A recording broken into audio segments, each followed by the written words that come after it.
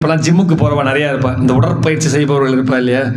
இப்போ இங்கேருந்து நான் அந்த மரத்துக்கிட்ட போகணும்னு வச்சுப்போமே, நடந்தால் போயிடலாமா? போயிட முடியும் இல்லையா. இங்கே ஒரு ட்ரெட்மில் போட்டுடுறேன், ட்ரெட்மில் இங்கே போட்டு அது மேலே ஏறி ஒரு நாள் நடக்கிறேன், 2 நாள் நடக்கிறேன், ஒரு யுகமே நடந்தாலும் சரி அந்த மரத்துக்கிட்ட போனேன், இறைவா எனக்கு தெம்பை கொடு, நான் இந்த சக்தியை கொடு, நான் என்ன பண்ணணும், அந்த மரத்துக்கிட்ட போகணும், என் நோக்கம் இருக்கிறது அப்படின்னு சொல்லிட்டு இந்த மாயைக்குள்ள என்னது இந்த ட்ரெட்மில்குள்ள மாட்டிட்டு எவ்வளவு நேரம் நடந்தாலும் ஒரே ஒரு இன்ச்சு நகருவோமா?